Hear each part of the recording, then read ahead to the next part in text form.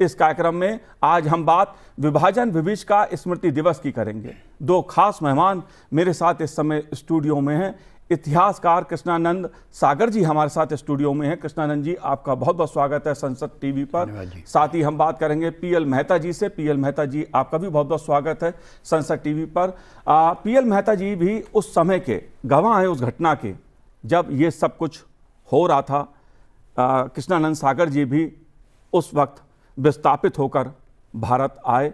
क्या कुछ देखा, क्या घटनाक्रम था, और आज का जो विभीषिका दिवस के रूप में जो दिन मनाया जाता है उसके क्या मायने हैं, कैसे दोनों याद करते हैं आज के दिन को, क्या हुआ था, ये जानने समझने की कोशिश करेंगे। कृष्णानंद सागर जी, शुरुआत मैं आपसे करूंगा, क्योंकि आज से कई साल पहले जो कुछ घटा, जो शायद कल्पना भी किसी ने नहीं की होगी कि भारत का इस तरह से विभाजन होगा, देश को आज़ादी इस तरह से मिलेगी, उन खूनी मंजर देखने को मिलेंगे। आप कैसे आज के दिन को, जो 14 अगस्त का दिन है, उसे कैसे याद करते हैं? देखिए, देश का जो बंटवारा हुआ जी, ये तो परिणाम है पिछले कई वर्षों की चल रही घटनाओं का परिणाम था। आमतौर पर लोग ये मान लेते हैं कि 15 अगस्त को ये हुआ और 15 अगस्त को ही सारा कुछ गड़बड़ियाँ वगैरह हुई। वास्तव में यह जो विभीषिका चालू हुई जी, विभीषिका चालू हुई 16 अगस्त 1946 से, और ये कोलकाता से शुरू हुई थी। जी, कोलकाता से शुरू हुई, उसके बाद फिर बंगाल में ही जो पूर्वी क्षेत्र था वहाँ हुई, उसके बाद बिहार में हुई, बिहार के बाद उत्तर प्रदेश के गढ़गंगा में हुई, गढ़गंगा के बाद फिर ये दिसंबर 1946 में सीमा प्रांत के हजारा ज़िले में हुई, और ये दिसंबर और जनवरी 1 महीने तक चलती रही वहाँ पर। और उसके बाद फिर 5 मार्च 1947 को पूरे पंजाब में एक साथ हिंदुओं पर आक्रमण शुरू हुए। 15 अगस्त से 6 महीने पहले की बात है जी।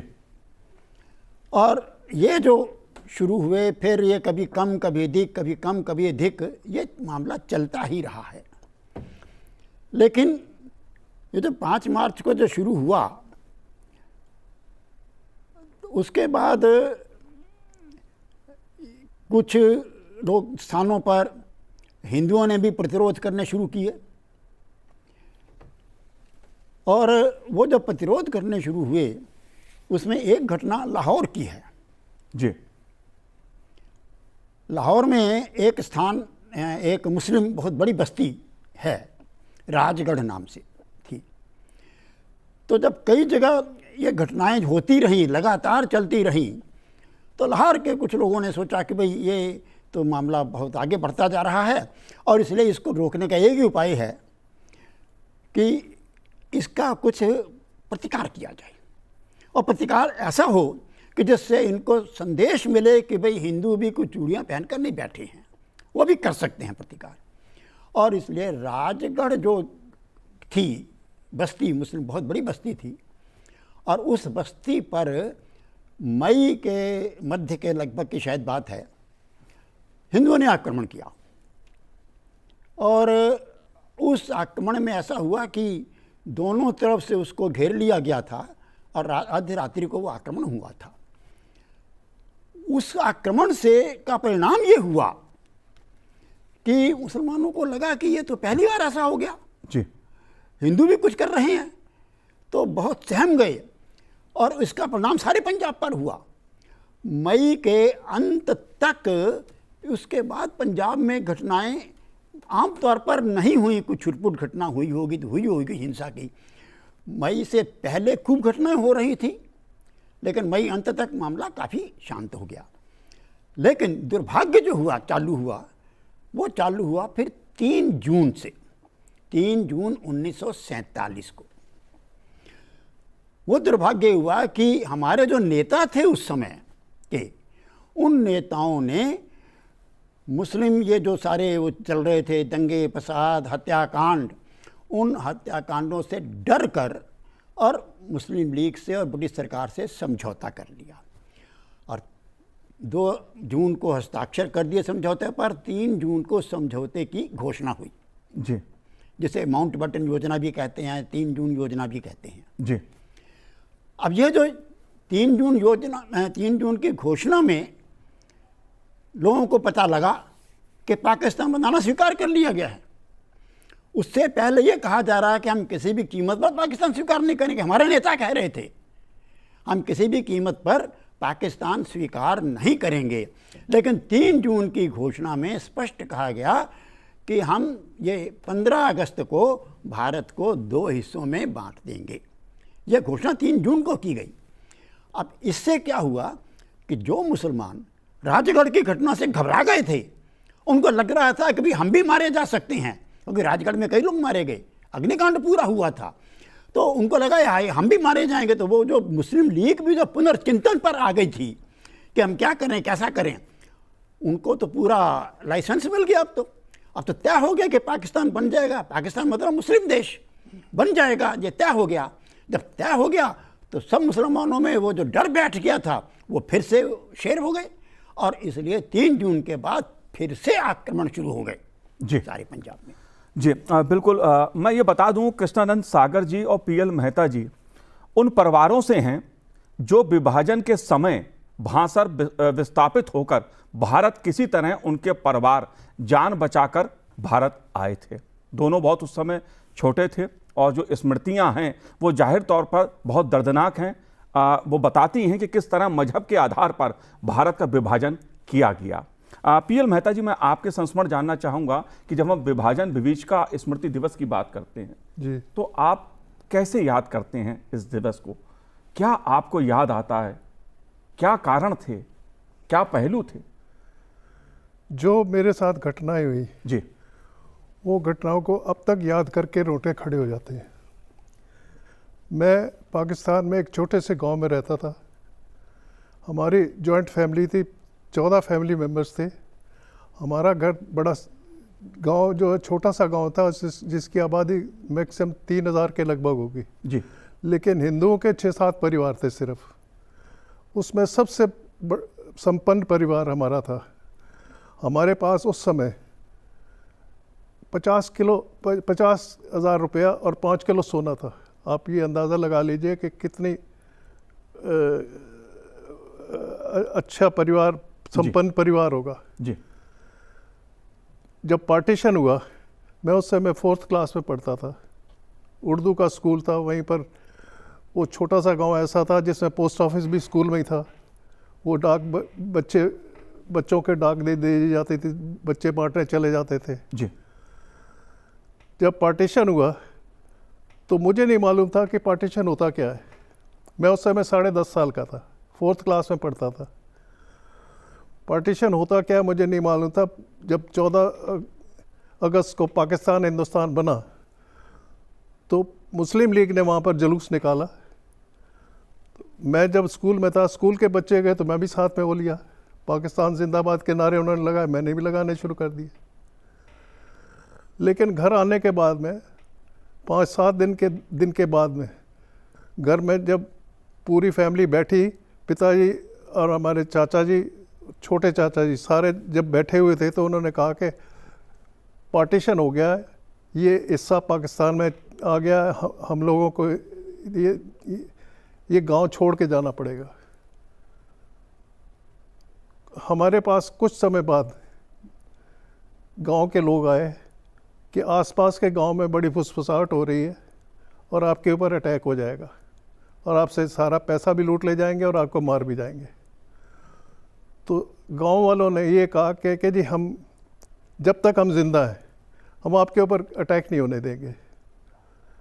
पिताजी ने कहा ऐसी कंडीशन में नहीं लाना चाहता, हम लोग पार्टीशन हो गया, हम चले जाएंगे। लेकिन फिर भी ये डर रहा। वहाँ पर हमारे पिताजी के मित्र थे जो मुसलमानों के गुरु होते हैं, जिनको सैयद बोलते हैं। जी, उन्होंने पिताजी को बुलाया, कहने लगे जी आप पूरी फैमिली के साथ मेरे घर आ जाओ, मेरे घर के ऊपर कोई अटैक नहीं करेगा। तो हम लोग वहाँ चले गए, 1 हफ्ता वहाँ रहे।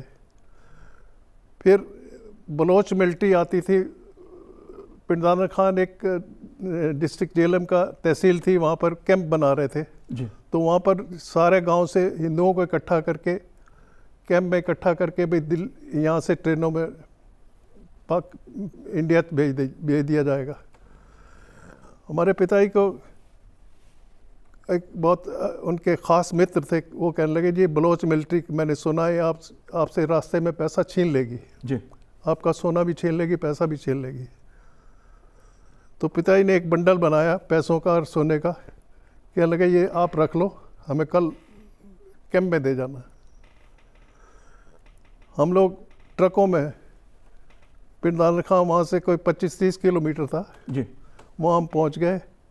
पहुँचने के बाद में पिताजी ने अपने रिश्तेदारों से बात करी कैसे ऐसे हम पैसा वहाँ छोड़ आए हैं।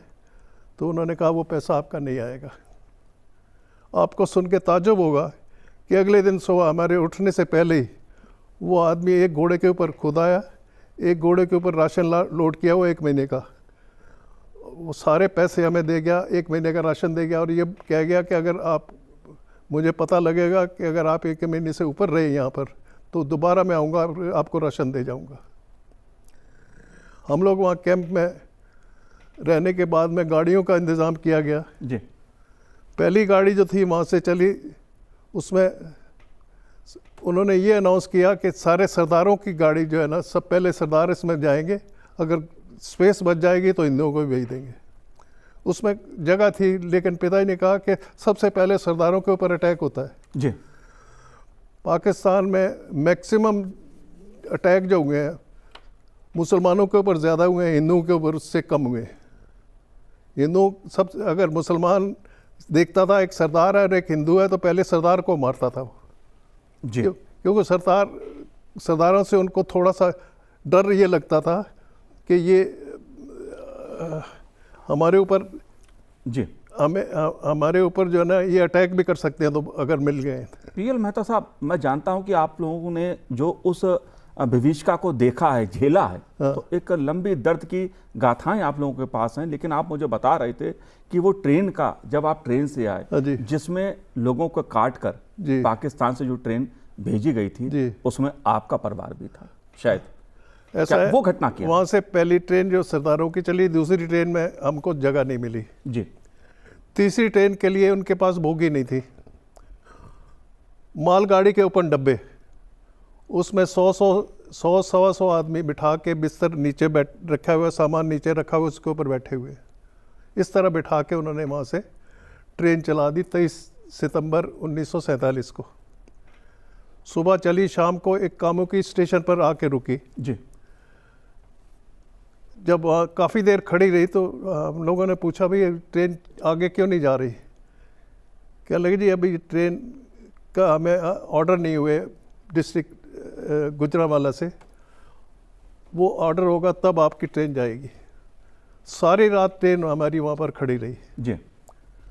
और रात में हमें ये महसूस होता रहा कि ट्रेन के साइडों में जो मारने वाले हैं तरछे हथियार लेके आगे ट्रेन को देखते हुए आगे जा रहे हैं, वो आउटर सिग्नल पर जाके बैठ गए रात को।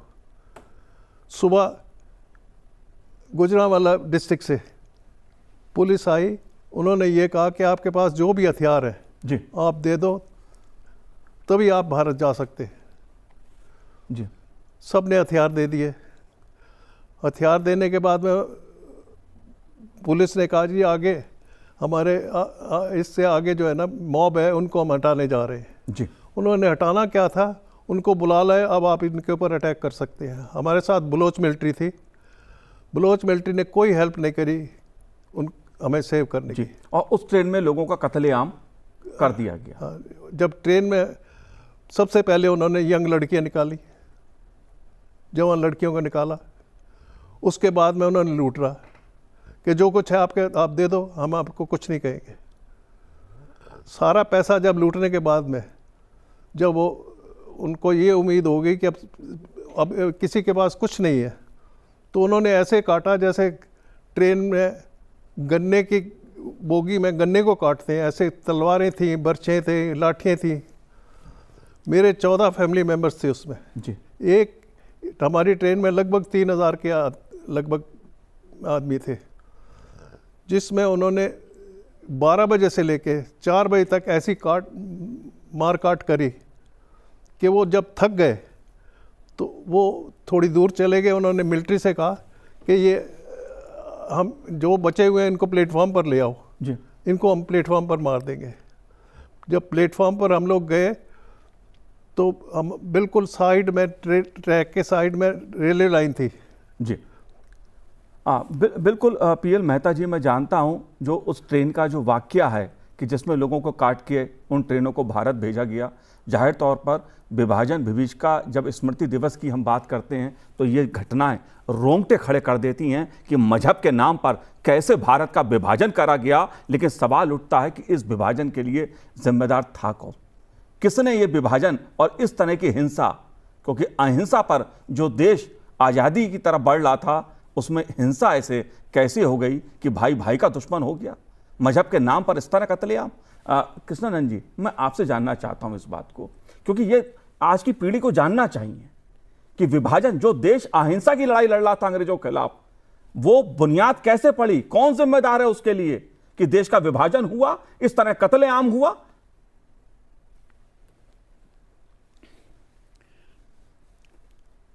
देखिए, जैसा मैंने पहले बताया कि वास्तव में विभाजन में 3 पार्टीज थी जी। एक थी ब्रिटिश सरकार जी। एक थी मुस्लिम लीग जी। और एक थी कांग्रेस जी। कांग्रेस हिंदुओं की प्रतिनिधि संस्था थी, लेकिन दुर्भाग्य से कांग्रेस ऐसा नहीं मानती थी। कांग्रेस में मुसलमान तो केवल इन्हें गिने थे जी। लेकिन वो दावा यह करते थे कि हिंदू और मुसलमान दोनों की प्रतिनिधि संस्था है।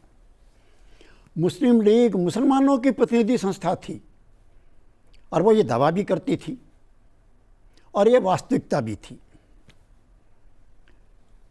तो इन तीनों में समझौता हुआ और वो जो समझौता हुआ वो 3 जून वाला जो मामला हुआ। अब ये जो समझौते में से पहले कांग्रेस के नेता जो थे, यानी हिंदू नेता जो थे, वो बड़े दावे कर रहे थे कि हम किसी भी रूप में विभाजन नहीं होने देंगे। लेकिन ये जो रक्त की नदियाँ 16 अगस्त से चालू हुई और कलकत्ता से चलती चलती और सीमा प्रांत तक पहुँच गईं, इससे ये लोग घबरा गए और फरवरी मार्च में ही इनकी मनोभूमिका बन गई थी कि हम विभाजन स्वीकार कर लें। 5 मार्च की जो मैंने बात कही है जी। सारे पंजाब में हुआ, अमृतसर में भी हुआ और आधा अमृतसर जल गया था। मैं जब कसूर से अमृतसर आया, मैंने आधा अमृतसर जला हुआ देखा जी। तो उस समय कोई मार्च मध्य में जवाहरलाल नेहरू जी अमृतसर आए। तो उस समय हिंदुओं का एक जो था शिष्टमंडल, वो उनको मिलने के लिए गया। उससे पहले जवाहरलाल ने सारा दौरा वगैरह किया जी। तो अमृतसर में एक है कटला जैमल सिंह, वो पूरा जल गया हुआ था।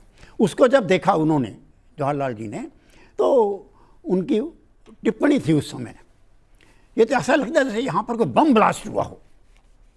मतलब पूरा का पूरा वो जो था ध्वस्त हुआ पड़ा था, वो पूरा मोहल्ला, काफ़ी बड़ा क्षेत्र था वो। तो बाद में जब हिंदू मिलने के लिए गए जवाहरलाल जी को, तो उन्होंने कहा जी ये सब है तो कुछ करिए। तो हम क्या कर सकते हैं? जवाहरलाल जी का उत्तर था कि भाई अब हम ऐसे नहीं कुछ कर सकते, ये तो आपको खुद ही करना पड़ेगा। तो उन्होंने कहा ठीक है जी, हम खुद कर लेंगे, आप हमें हथियार दीजिए। हिंदुओं ने कहा आप हमें हथियार दीजिए, हम खुद अपनी रक्षा कर लेंगे। ये कैसे हो सकता है? जवाहरलाल जी का उत्तर था, अगर हथियार आपको देंगे तो फिर मुसलमानों को भी देना पड़ेगा हमें। तो एक उनमें से थे, वो बहुत क्रुद्ध हो गए, क्रुद्ध होकर बोले कि ठीक है, अगर आपको और कुछ नहीं मिलता तो हमें जहर ही दे दीजिए, हम उनसे मरने की वजह खुद मर जाए, आत्महत्या कर लें। अब शायद जवाहरलाल जी ये सुनने के लिए तैयार नहीं थे, अकस्मात की बात है। तो वो एकदम सहम गए और थोड़ी देर के बाद बोले, कह रहे भाई देखो ऐसा है, चिंता मत करो, हमने इसका इलाज सोच लिया है। ये मार्च मध्य में जवाहरलाल कह रहे हैं जी, हमने इसका इलाज सोच लिया है। कि जी क्या इलाज? कि हम पाकिस्तान स्वीकार कर लेंगे। ये अमृतसर में मार्च मध्य में जवाहरलाल नेहरू ने कहा है उस हिंदू शिष्टमंडल के सामने। तो इनकी मानसिकता ये बन गई थी, जो आक्रमण हो रहे थे हिंदुओं पर, उन आक्रमणों को रोकने की बजाय, उन आक्रमणों के होते हुए कुछ वीरता के शब्द प्रयोग करने की बजाय, कुछ प्रतिक्रिया करने की बजाय कायरता इनके मनों में समा गई थी। और इसलिए फिर अंत में उन्होंने पाकिस्तान स्वीकार कर लिया, जो 3 जून की बात हुई। अब प्रश्न ये होता है कि जैसा मैंने बताया कि राजगढ़ वाली बात जो थी, जब हिंसा हो रही है, जगह जगह हत्याकांड हो रहे हैं और हत्याकांड एक पक्षीय हो रहे हैं, तो उसका इलाज क्या है? तो लोहे को लोहे से काटा जाता है। वो बात जो उस समय के नेता थे, यानी कांग्रेस वाले नेता थे उस समय, उन नेताओं के दिमाग में आ ही नहीं रही थी, क्योंकि पिछले 25-26 वर्षों से जो अहिंसा अहिंसा अहिंसा जी के पाठ उन्होंने पढ़ रखे थे, वो उनकी नसों में समा गए थे। और इसलिए किसी भी प्रकार का पराक्रम करने की बात ही उनके हृदय में आती ही नहीं थी, ना दिल में ना दिमाग में। सिवाय भयभीत होने के और कुछ भी उनके पास इलाज नहीं था, और इसलिए डर कर उन्होंने पाकिस्तान स्वीकार किया। और इस डर के कारण मुस्लिम लीग के जो लोग थे वो सब और अधिक शेर बन गए। जो विभाजन हो गया, मैं उस समय कसूर में था। ये कसूर लाहौर ज़िले की तहसील है और ये फिरोजपुर के तरह नज़दीक पड़ता है। कसूर रेलवे स्टेशन पर 18 अगस्त 1947 जी को जो लाहौर से ट्रेन आई, उस शाम को कोई 4:30 बजे के लगभग उस ट्रेन पर मुसलमानों ने एकदम धावा बोल दिया कसूर रेलवे स्टेशन पर। जैसे ही वो आकर रुकी, कसूर शहर में सुबह जो मुस्लिम मोहल्ले थे, उन मोहल्लों में मुसलमानों ने हिंदुओं पर आक्रमण शुरू कर दिए थे। वो सुबह से 9 बजे से शुरू कर दिए थे, और वो आक्रमण करते इसलिए दिन भर से हिंदू भी घरों से निकल कर स्टेशन पर आ रहे थे। सारा दिन स्टेशन पर आते, इसलिए प्लेटफार्म भरा हुआ था, भर गया था। दोपहर को मैं वहाँ से, हमारा परिवार वहाँ से गुजरा है प्लेटफार्म से, और हमने वो सब देखा है दृश्य उस प्लेटफार्म का। तो लेकिन ट्रेन आई शाम को 4:30 बजे, और जैसे ही ट्रेन आई तो पहले से योजना उनकी थी। तो सशस्त्र मुसलमान शहर की तरफ से आकर स्टेशन पर छा गए और एकदम ट्रेन के रुकते ही डिब्बों में चढ़ गए। कुछ ने प्लेटफार्म पर कत्लेआम शुरू कर दिया, कुछ ने डिब्बों में जाके कत्लेआम शुरू कर दिया और ट्रेन काट दी गई। मैं उसका प्रत्यक्षदर्शी हूँ। यह कसूर रेलवे स्टेशन की बात है। ये स्थितियाँ अनेक स्थानों पर हुई हैं। कसूर से अगर लाहौर जाएं तो कसूर के बाद एक स्टेशन पहले आता और उसके बाद अगला स्टेशन जो है जी, वो उस स्टेशन पर 3-4 गाड़ियाँ कटी हैं एक कसूर कांड के बाद, जो लाहौर की तरफ से आ रही थी या इधर मुल्तान शाही रायगंज से आ रही थी। 3-4 गाड़ियाँ कटी हैं। तो ऐसी अनेकों गाड़ियाँ कटी हैं जी। लगभग। मैंने जो विभिन्न लोगों से अध्ययन किया, लोगों से 52 ट्रेन्स की लिस्ट तो मैंने बनाई है, जो जिन पर मुसलमानों ने हमला किया और जो ट्रेन्स काटी गई हैं मुसलमानों के द्वारा हिंदुओं की। जाहिर सी बात है, भारत विभाजन के नाम पर, धर्म और मजहब के नाम पर यह कत्ले आम हुआ। इसलिए विभाजन विभीष का स्मृति दिवस हमें कई चीज़ों को याद करने का मौका देती है, उन घटनाओं को जानने समझने का मौका देती है। सबक क्या है इस घटना का? क्या सबक लिया हमने? सबक कुछ नहीं लिया जी हमने। अब जो हालात हैं उससे कोई सबक नहीं मिल रहा। जितनी आबादी माइनॉरिटीज़ की बढ़ रही है उस हिसाब से हम कोई सबक नहीं ले सकते जी। और मैं थोड़ा सा और इसमें ऐड करना चाहता हूँ कि पार्टीशन के समय जब हम ट्रेन में अटैक हुआ तो मुझे चाचा ने अपनी छाती के नीचे छुपा लिया, उनको तलवार से मारा गया। उसका तलवार का अगला पोर्शन मेरी भी गर्दन पर लगा हुआ है, अभी भी निशान है। उनका सारा खून मेरे ऊपर गिरता रहा। वो कमीज़ उतार के मुझे जब प्लेटफॉर्म पे पहुंचा तो मुझे फेंकनी पड़ी। 24 घंटे में बगैर कमीज़ के रहा हॉस्पिटल। जब गए हॉस्पिटल 400-500 आदमियों को हिंदू मिलिट्री ने शिफ्ट किया गुजरांवाला में। वहाँ पर जो सीनियर स्टाफ था उन्होंने कोई परवाह नहीं करी पेशेंट्स की और उनको मरने के लिए छोड़ दिया। वहाँ 400-450 में 100 आदमी और मर गए, 300 आदमी बचे। हमें अगले दिन इंडिया लाना था लेकिन फ्लड आ गए, सड़क टूट गई, हमें 15 दिन वहाँ रहना पड़ा। एक रोटी सुबह और एक शाम को मिलती थी। इस बीच में 4-5 दिन के बाद में आरएसएस को पता चला, गुजरांवाला में आरएसएस की शाखा लगती थी। वो गोलियां चलते हुए उस एरिया में से निकल के आए, हमारे लिए कपड़े लाए, राशन लाए और इस हिसाब से हम लोगों को वहाँ से 15 दिन बाद हमें वहाँ से शिफ्ट किया गया बाई ट्रक अमृतसर। जी। विभाजन विभीष का स्मृति दिवस हमें इस बात के चिंतन का मौका देता है कि दरअसल भारत की जो आज़ादी है वो किस आधार पर हुई, उसके लिए त्याग जो करना पड़ा भारत की धरती को, भारतवासियों को, वो कितना गंभीर था, कितना गंभीर मुद्दा था ये। इसीलिए हम इसे समझने की कोशिश कर रहे हैं, क्योंकि विभाजन के समय जो पाकिस्तान बना वो क्यों बना, ये पाकिस्तान शब्द कहाँ से आया, इसको भी मैं समझने की कोशिश करूँगा। लेकिन सबसे अहम मुद्दा ये है जो पाकिस्तान से अपनी जान बचाकर अपने परिवार के साथ भागकर भारत आए, उनका जीवन आगे कैसे बीता। जो शरणार्थी थे उनके जीवन का क्या हुआ, क्या सरकारों ने उस समय मदद की, कैसे उन्होंने अपने जीवन को आगे बढ़ाया, ये बहुत महत्वपूर्ण पहलू है। पीएल मेहता जी, मैं आपसे जानना चाहूँगा इस पहलू को। आप अपना सब कुछ गंवाकर, जान बचाकर पाकिस्तान से परिवार के साथ अपने भारत आ गए। आगे का जीवन कितना कष्टकारी रहा, आगे का जीवन कैसे बढ़ा? पार्टीशन के बाद जब हम लोग लाहौर पहुँचे, अमृतसर पहुँचे जी, तो वहाँ 2-3 दिन कैंप में रहे। ट्रेन में 11 आदमी अपने परिवार के मेंबरों को खो चुके थे। हमारे जो बच के आए थे, मैं, पिताजी और एक चाचा की लड़की थी, हम तीनों थे सिर्फ। अब ये सोचा कि अब कहाँ जाएंगे, लेकिन हमारी किस्मत कुछ ऐसी अच्छी थी कि मेरे मौसा जी जो थे उस समय पाकिस्तान में एसपी पुलिस थे रावलपिंडी के जी। उनको एसपी पुलिस अम्बाला डिस्ट्रिक्ट में लगा दिया गया। तो हमें जैसे ही मालूम हुआ तो हम अम्बाला आ गए। अम्बाला में हम लोग रहे कुछ दिन। उसके बाद में हमें ये मालूम हुआ कि हमारे भाई साहब जो है वो मेरे से 14 साल बड़े थे जी। वो आर्मी में थे रावलपिंडी में। मेरी माताजी, मेरे भाई साहब की वाइफ, एक उनका बच्चा, वो रावलपिंडी से बाई एयर दिल्ली आ गए थे। वो आर्मी में डिफेंस सर्विसेज में थे। तो वो हमें ढूंढते हुए अम्बाला पहुंच गए।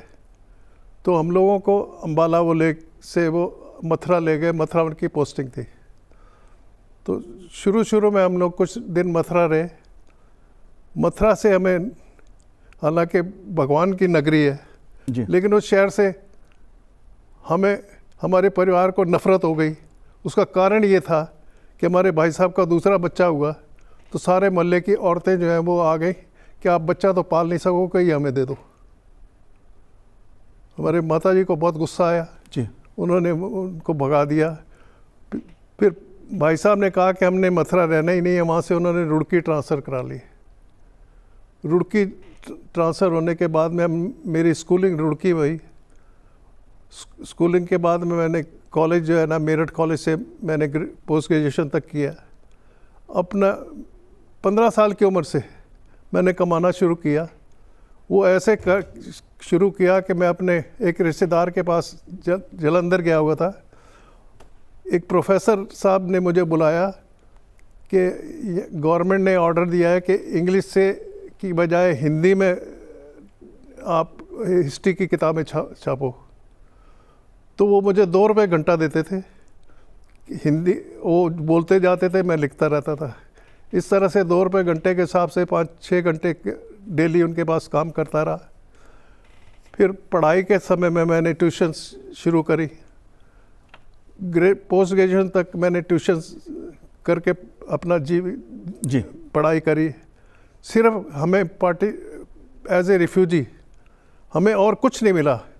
सिर्फ मेरठ कॉलेज में मैं जब पढ़ता था, वहाँ पर 16 रुपये फ़ीस होती थी, रिफ्यूजी की उन्होंने 8 रुपये कर दी थी।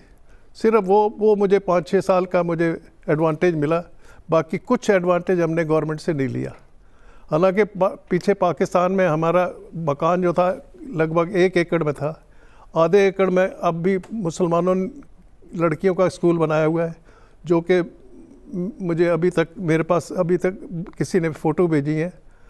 वहाँ बाकी एक पोर्शन में उन्होंने ये इंडिया से जो रिफ्यूजी गए थे उन्होंने उसको अलॉट किया हुआ है।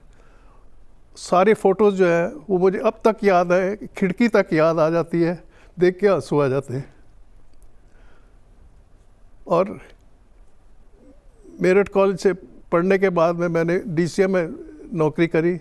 15-16 साल मैंने जॉब करी जी। उसके बाद में फिर मुझे बिज़नेस अपॉर्चुनिटी मिली। मैं दिल्ली में अब अपना बिज़नेस करता हूँ। जी, जाहिर तौर पर आपकी शरणार्थी से जो पुरुषार्थी की यात्रा है वो अपने में एक प्रेरणा देने वाली है कि पाकिस्तान में सब कुछ होते हुए मजहब के नाम पर भारत का जो विभाजन हुआ उसमें अपना सब कुछ खोकर, सब कुछ गंवाकर, जान बचाकर आप भारत आए और आपने अपने जीवन को आगे बढ़ाया। जाहिर सी बात है, भारत की मिट्टी थी पाकिस्तान, उसकी याद आएगी जहां आपका बचपन बीता, जहां आपने उस घर को आपके माता पिता ने बनाया, उसे छोड़ना पड़ा, वो दर्द है। और इसीलिए विभाजन विभीषिका पर हम उस दर्द को याद करते हैं, उससे प्रेरणा लेते हैं, सबक लेते हैं ताकि भविष्य में ऐसा नहीं हो। लेकिन एक सवाल जो मेरे मन में भी है, बहुत लोगों के मन में भी होगा कृष्णानंद जी, कि हम बात पाकिस्तान की सुनते हैं।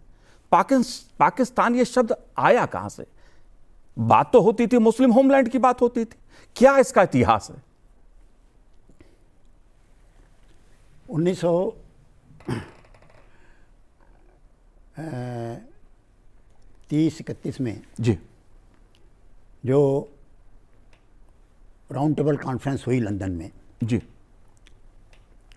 उसमें वहीं का एक छात्र था रहमत अली,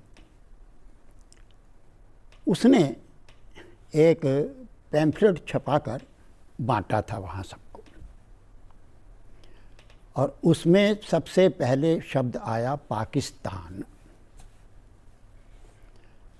जो भारत में मुस्लिम बहुल क्षेत्र हैं, जी, उसने बाकायदा मानचित्र बनाया था। मानचित्र में देखकर ये मुस्लिम बहुल क्षेत्र हैं और ये सब मिलकर पाकिस्तान बनना चाहिए।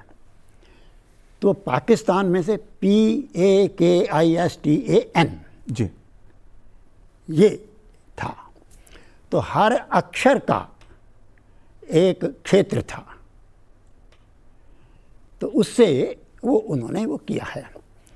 तो अब जैसे P पख्तूनिस्तान, पख्तूनख्वा, जी, ऐसे ही A से, N से, TAN से, ये एक शब्द वो था। तो ये इसमें हैदराबाद का क्षेत्र भी आ गया, इसमें केरल भी आ गया था, बंगाल आ गया वगैरह, ये सब उसने, मैं संक्षेप में बता रहा हूँ कि ये इन अक्षरों से उसने वो सब बनाया था। तो सबसे पहले शब्द, लेकिन उस समय तो कोई ज़्यादा ध्यान किसी ने दिया नहीं। 1930 में जब ये मुस्लिम लीग का अधिवेशन हुआ लाहौर में जी, तो उसकी अध्यक्षता की थी ये जो कवि थे, क्या नाम उसका, इकबाल। उसने सबसे पहले मुसलमानों के लिए अलग कुछ होना चाहिए, ये सबसे पहले उस इकबाल ने मांग किया। इसके बाद 1940 में जो मुस्लिम लीग का अधिवेशन हुआ, शायद 23 मार्च को था वो अधिवेशन जी, उस अधिवेशन में जो प्रस्ताव पारित किया गया मुस्लिम लीग के द्वारा अधिकृत रूप से, उस प्रस्ताव में ये कहा गया कि मुसलमान जो हैं इनका हिंदुओं से कुछ भी समान नहीं है। जी, ये बड़े स्पष्ट रूप से उसके अंदर कहा गया। ना रहन सहन, ना खान पान, ना इतिहास, ना आइडियल्स, ना आइडियोलॉजी, कुछ भी समान नहीं है। और इसलिए हमें अलग से मुस्लिम होमलैंड चाहिए, हम हिंदुओं के अंडर नहीं रह सकते। यह 23 मार्च 1940 का प्रस्ताव है मुस्लिम लीग का। तो उसमें शब्द प्रयोग मुस्लिम होमलैंड है। इसके बाद इसके कोई लगभग हाँ, जब ये प्रस्ताव पारित हुआ तो उस समय ही किसी ने गांधी जी वर्धा में थे उस समय, वर्धा में जहाँ भी होंगे, तो बताया किसी ने कि ऐसा ऐसा मुस्लिम लीग ने प्रस्ताव पारित किया है। तो गांधी जी की जो त्वरित प्रतिक्रिया थी जी, ये सुनते ही, भाई यानी अलग होमलैंड चाहिए, मतलब 2 टुकड़े वाली बात आ गई सीधी सी। तो उन्होंने कहा भाई गांधी के टुकड़े कर दो। ये त्वरित प्रतिक्रिया थी गांधी जी की। लेकिन उसके कुछ दिन बाद जो हरिजन का अंक निकला है अप्रैल में शुरू में जी, उस अंक में गांधी जी का जो लेख है, उस लेख में गांधी जी ने ये कहा है कि भाई मेरे पास ऐसा कोई अहिंसात्मक साधन नहीं है कि जिससे मैं इन लोगों को समझा सकूं। जी, दूसरी बात उन्होंने कही कि भाई ये जो लोग हैं देश के, अगर 8 करोड़ 9 करोड़ मुसलमान अगर अलग रहना चाहते हैं, अलग मांग करते हैं, तो उनको इसका अधिकार है। कि गांधी जी ने 1940 में लिखा है हरिजन के लेख में, तो उनको इसका अधिकार है। और बंटवारा होता ही है परिवारों का, तो बंटवारा है। तो इस प्रकार से जो ये कहा जाता है कि गांधी जी अंत तक विभाजन का विरोध करते रहे, ये ऐतिहासिक तथ्यों के विपरीत है। सबसे पहले उन्होंने ही 1940 में इसको सैद्धांतिक स्वीकृति दे दी। जी, एक अब ये तब तक पाकिस्तान शब्द नहीं है, ना कांग्रेस में ना मुस्लिम लीग में। इस प्रस्ताव को लेकर फिर भिन्न भिन्न कांग्रेस नेताओं ने जो जगह जगह स्टेटमेंट्स दिए या भाषण दिए, उनमें कांग्रेस नेताओं ने पाकिस्तान शब्द का प्रयोग किया है, मुस्लिम लीग ने नहीं। ये ध्यान में, अच्छा, उन कांग्रेस नेताओं ने यानी हिंदू नेताओं ने पाकिस्तान शब्द का प्रयोग किया है कि मुस्लिम लीग ने पाकिस्तान का प्रस्ताव स्वीकार किया है, और इसलिए इन कांग्रेस नेताओं ने उसे पाकिस्तान प्रस्ताव नाम दिया। ये बाद में जिन्ना ने भी कहा, और जो उस समय पंजाब का मुख्यमंत्री था सिकंदर हयात खां, जी उसने भी पंजाब असेंबली में ये बात कही है। उन्होंने कहा कि हमने तो पाकिस्तान की बात की ही नहीं थी, ये तो आप लोगों ने, यानी वो कांग्रेस वालों को उन्होंने जी। कहा कि ये तो आप लोगों ने नाम दिया उसे पाकिस्तान। तो पाकिस्तान ये नाम दिया हुआ कांग्रेस का है अधिकृत रूप से। जी। अब उसने रहमत अली ने जो कहा उसका तो किसी ने कुछ मतलब मुस्लिम लीग का जो प्रस्ताव था, हाँ। उसमें मुस्लिम होमलैंड की बात थी, मुस्लिम होमलैंड, पाकिस्तान शब्द नहीं था। पाकिस्तान शब्द नहीं था उसके जी, अंदर। जी, एक बड़ा ऐतिहासिक तथ्य आपने आज स्पष्ट करके बताया। जी, तो अब मुख्य बात यह है कि मुस्लिम लीग बात तो करती मुसलमान के रूप में ही, जी, वो मुसलमानों की प्रतिनिधि संस्था थी और मुसलमानों के लिए अलग लैंड चाहिए, बात सीधी सी ये थी। तो बाद में उसको नाम दे दिया पाकिस्तान, और नाम कांग्रेस ने के लोगों ने दिया, लेकिन वो फिर बाद में धीरे धीरे पाकिस्तान, फिर मुस्लिम लीग भी उसको पाकिस्तान शब्द ही प्रयोग करती रही जी। अंत तक। जाहिर सी बात है, इतिहास की कई घटनाएं ऐसी हैं जो हमें स्मृति दिलाती हैं कि भारत के स्वतंत्रता संग्राम का जो आंदोलन था उसके कई पहलू हैं जिसे जानने समझने की ज़रूरत है। लेकिन मैं आपसे जानना चाहता हूं पीएल मेहता साहब, आप राष्ट्रीय स्वयंसेवक संघ की चर्चा कर रहे थे। 100 साल हो रहे हैं इस स्वयंसेवी संगठन को अपनी यात्रा के, जो भारत की 1925 से शुरू हुई राष्ट्रीय स्वयंसेवक की यात्रा और भारत के विकास के साथ आगे बढ़ी है। विभाजन के समय, स्वतंत्रता के समय राष्ट्रीय स्वयंसेवक संघ की जो भूमिका रही, जिसका उल्लेख आप कर रहे थे, बिल्कुल, वो कैसी रही, क्या रही? देखिए, उस समय पाकिस्तान में शाखाएं लगती थी, ये मैंने सुना था, मैं क्योंकि मैं तो सारा ज़्यादा घूमा फिरा नहीं इधर उधर, लेकिन परेशानी के समय उन्होंने जो हेल्प हमारी करी है हॉस्पिटल में आके, वो सारे जीवन में भूल नहीं सकता जी। उन्होंने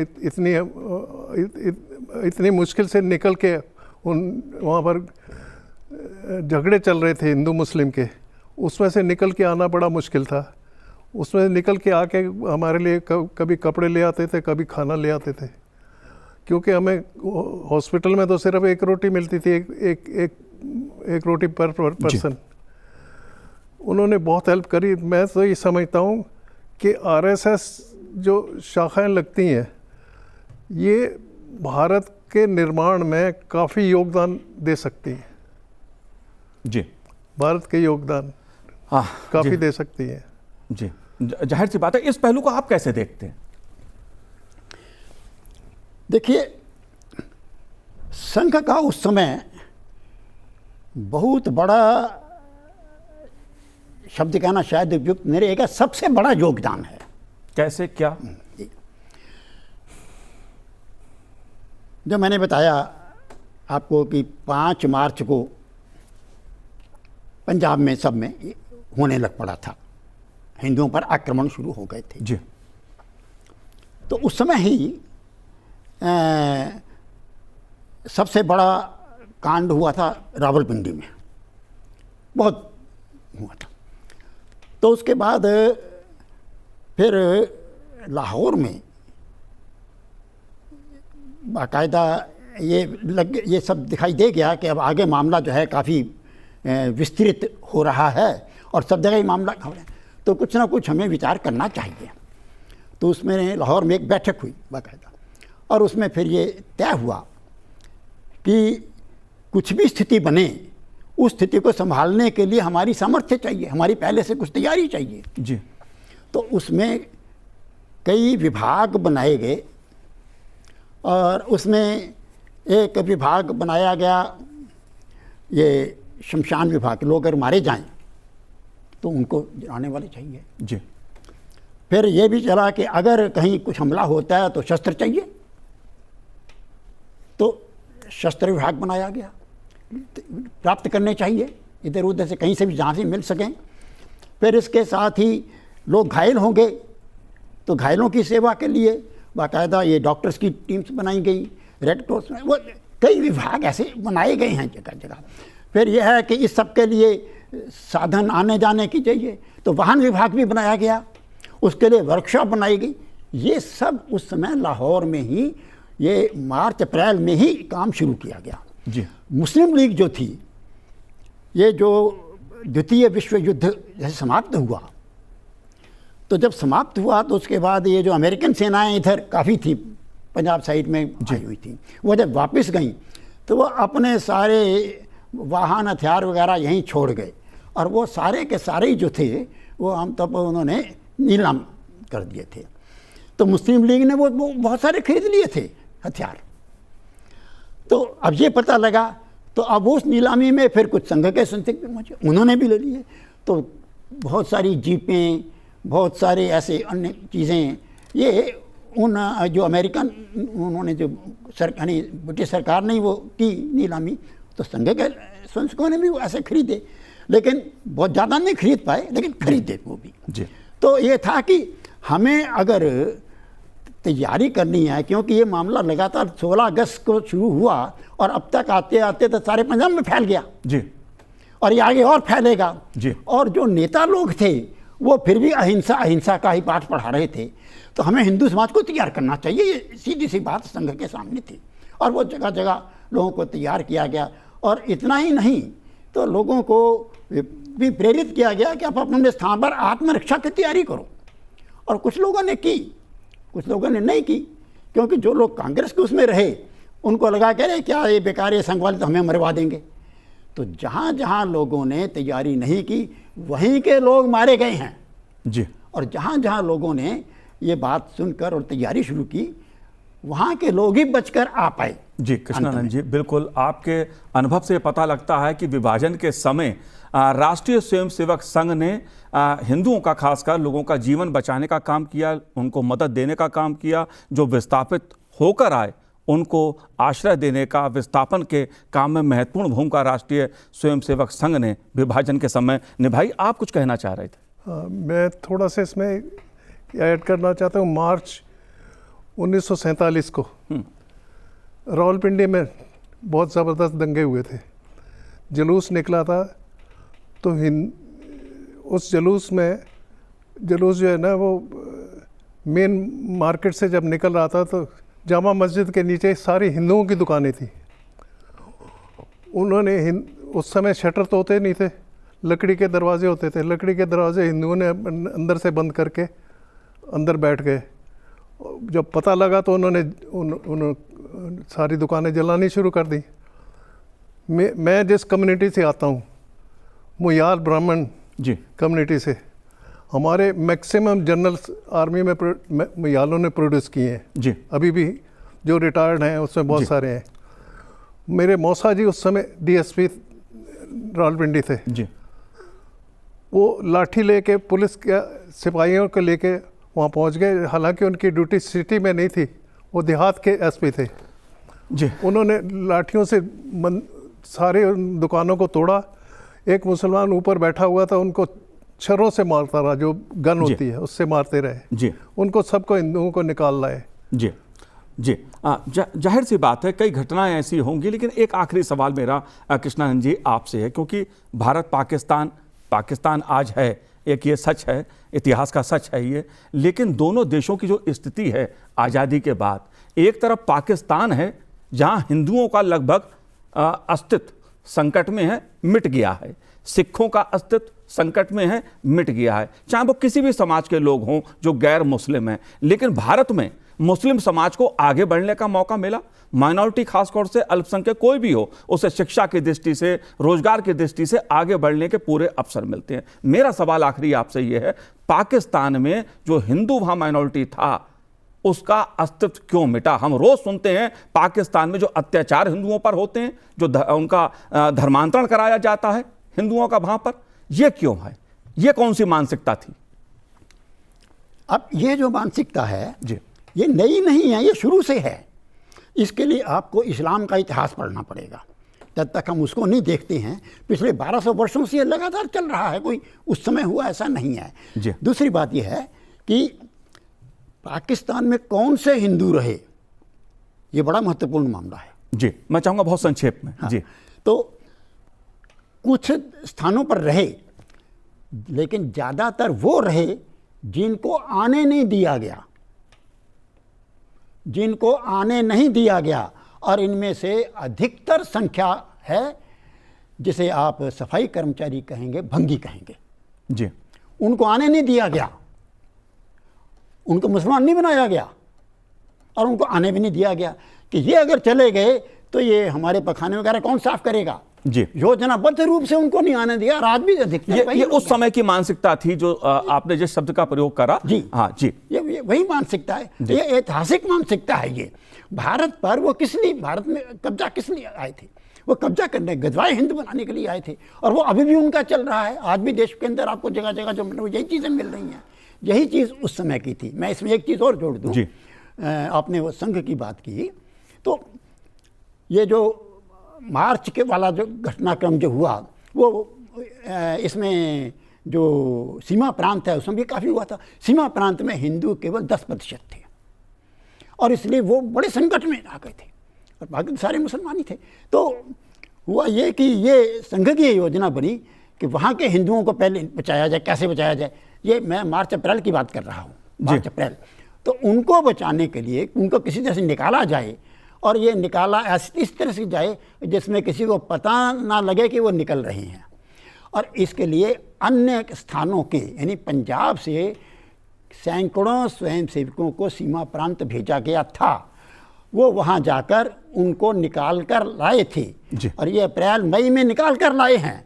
पाकिस्तान तो बहुत बाद में बना है। जी, ये जाहिर सी बात है, जो विभाजन विभीषिका स्मृति दिवस है वो हमें कई ऐसी दर्द भरी दास्तान जानने की प्रेरणा देता है, एक अवसर देता है, जिसके चलते स्वतंत्रता से पहले, स्वतंत्रता के आसपास भारत के विभाजन को लेकर जिस तरह का दौर चला वो जाहिर तौर पर एक दुखद था, एक दर्दनाक था। इसलिए विभाजन विभीषिका स्मृति दिवस हर साल 14 अगस्त को मनाया जाता है।